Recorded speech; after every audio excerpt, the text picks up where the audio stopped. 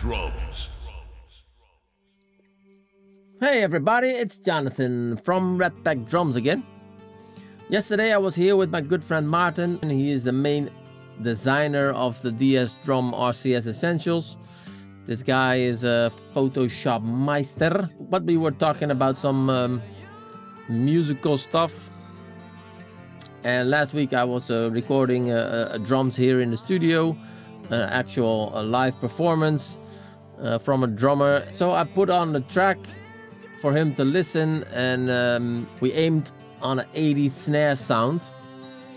Yeah, you know, the low and the fat gated reverb sounding snare. On the recording day here, I detuned the actual snare as low as it would go, and I put on a big fat snare drum. That's yeah, the thin plasticky thing to mute it. And if you use a big fat snare drum, it also goes down in pitch, so you get a really low, short, smacky snare sound.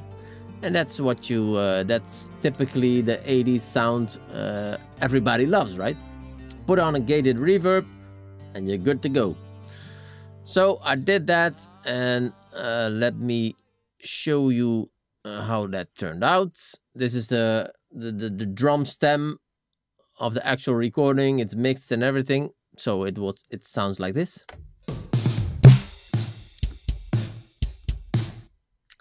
Let me mute the RCS Essentials.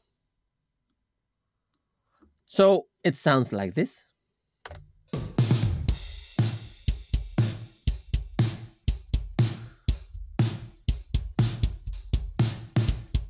Really low, short sounding snare drum, and with the gated reverb it gets some more tail. So Martin challenged me to create the same snare sound with the DS Drum RCS Essentials, and of course I took him on that challenge, and I want to show you how we did that. So the actual snare that was used during the recording last week was the bog oak. I have one because I really like this snare.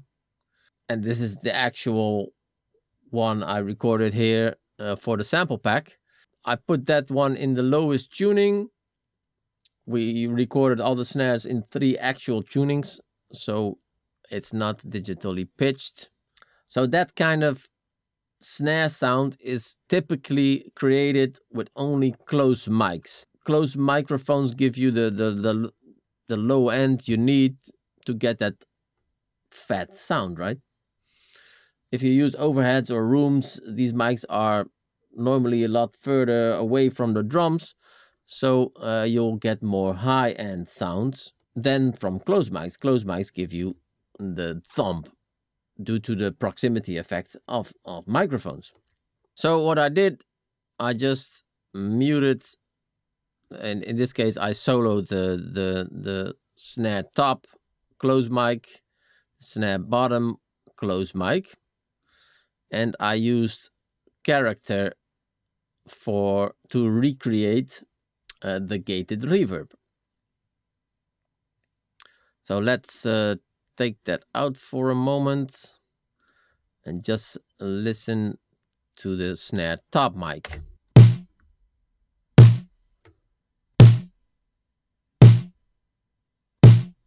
So pretty low, right? And this is not with the big fat snare drum. This is just a low tuned bog oak snare. This is the mid tuning, but we need the low tuning. But I also used the pitch wheel in the mixer, so I even detuned it, yeah, 2 steps down. So this is the recorded sound.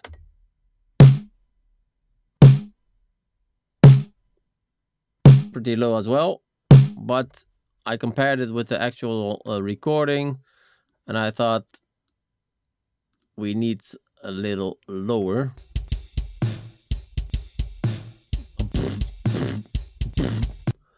So let's detune it digitally to whole steps. So we get more of that. Then I probably gated it. Yes, sir. When you use the gate function in the mixer, this is the attack of the sound. Let me show you. If you see, you're cutting the initial hit, and that's not really what we want to do now with the snare drum. So we need that initial plop. But if you feel like it's too much in your face, you can smooth it out a bit with this attack thingy.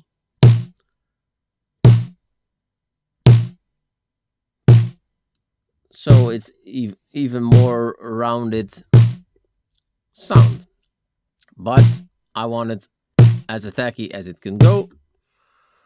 These two other ones are the hold and the release time of the sound. So if we take this up, it gets a lot longer, right?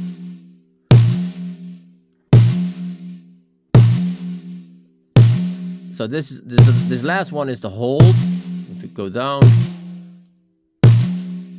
you can hear it only affects the last part of the sound a bit. So it's always the both of them you need to adjust. Then you will be shortening the sound. And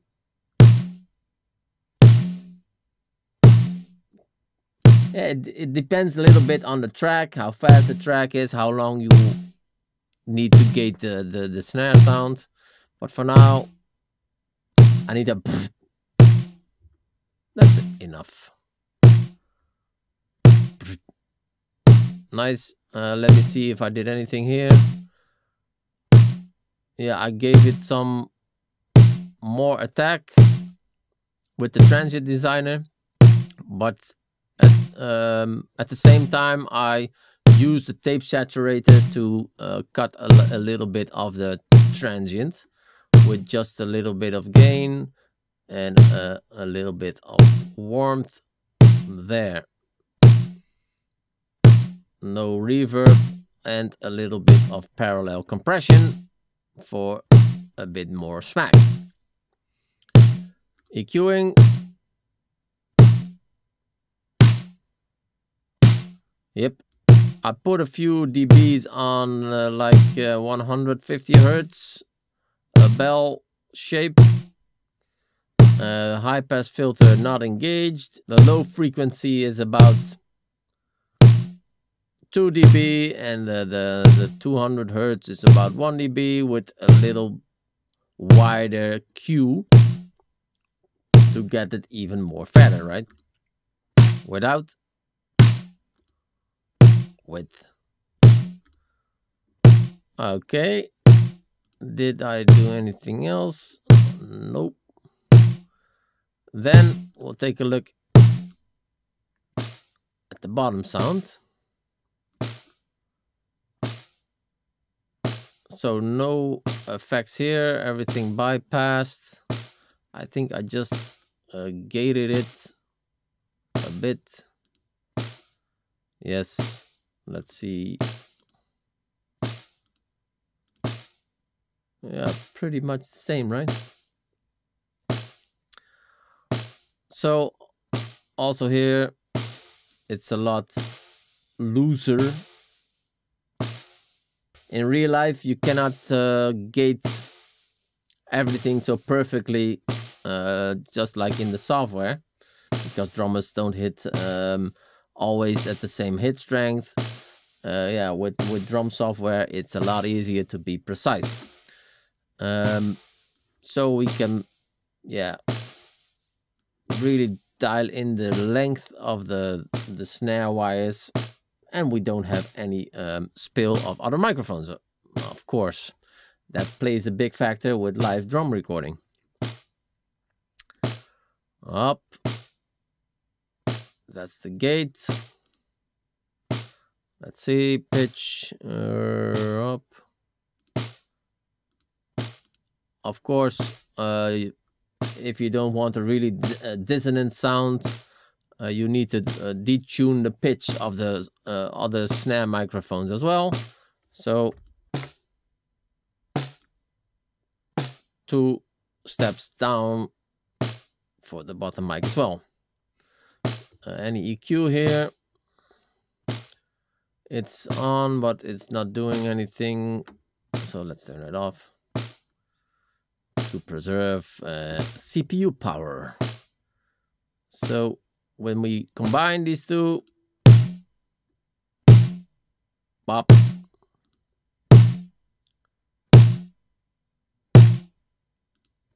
with without the bottom snare mic, with, so it's getting some more high endy. Without this, without the bottom mic, with the bottom mic, a little bit more sizzly, right? We need that in the mix. So now the last part of a 80s snare sound is the gated reverb. We have some reverbs in the software, but these are not gated. So you get that kind of sound. Pretty cool. But that's not really what we're aiming for. So what we can do is use our squashed, compressed microphones, and we have 2 of them. We have the character and the squash, and squash is a mono microphone compressed with an 1176 style compressor. Sounds like this. So it's got a little metallic quality to it, and it's mono. For reverbs in general sense, I like a stereo sound, so we go with the character microphone. Let us, if we put it in, you already get this. A little bit more.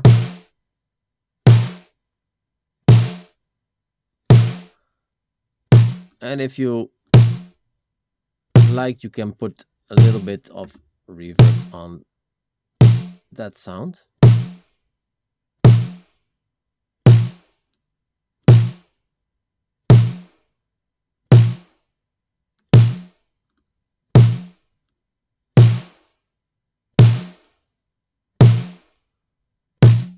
But without the character mic, really dry. Pretty cool sounding snare. Pop with the character mic, without the reverb. Then it's, yeah, it really sounds gated. So how did I get there? Let me mute these other 2.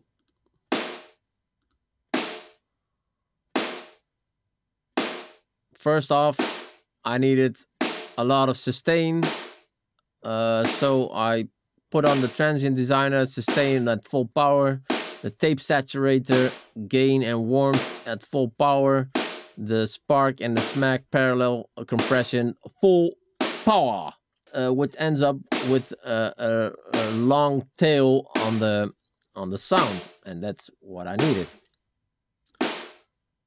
So after that, use the gate to make it as long as you would like.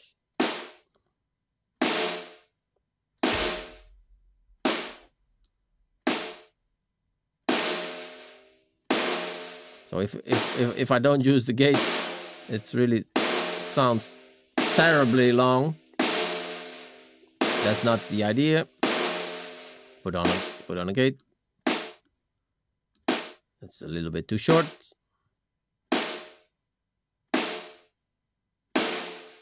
But Again, depends a little bit on the track, how long tail you need. After that, EQing, put on a high pass filter. We got a lot of low end from the closed microphones, so we don't really need low end from the gated reverb, right? In this case, the character microphone. So that's why I used a high pass filter just to filter that out and use it for what we want, and that's the gated reverb. So EQing. I wanted to get rid a little bit of the mid-range boxiness, so that's about 1K in this case. A little dip with a wide EQ. I would guess 2.5 dBs, and some more high end with a shelf around 6K. Then it sounds like this without the EQ, with the EQ. So then we put in the other microphones and we get this. Sounds like an 80s snare with a gated reverb, right?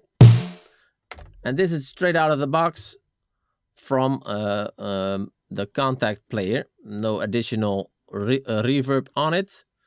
We could experiment. I loaded up the actual gated reverb I used on the recording to see if we get even closer to the sound of the actual recording.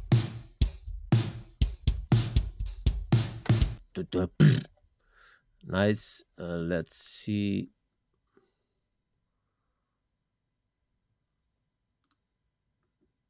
Let's send that to the gated reverb.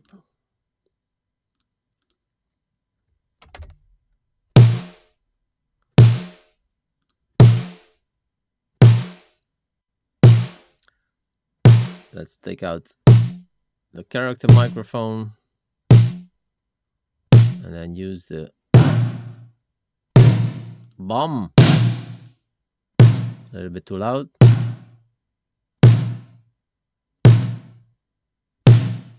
Pretty cool as well, right? So if you have a DAW and you have some other plugins, you can use them, of course, to mix. But the RCS Essentials has a lot of power on the hood, so you can get it right from there. Oh yeah, as well, on stereo microphones within the RCS Essentials, you can use the spread function. I think I did on the character microphone.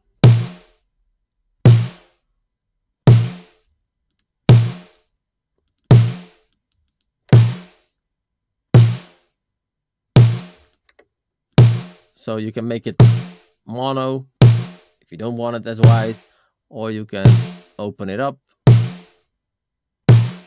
a bit more. Pretty cool, right? I saved that snapshot using the floppy disk here, named it necessary. And I'll put a link in the description for this snapshot to use with your own RCS Essentials library. Hope you guys learned something from this. Hope you guys like the preset. Use it. Please send the tracks over if you use it in some of your own home productions. I love to hear that. So thanks for watching. Jonathan out. Red Pack Drums.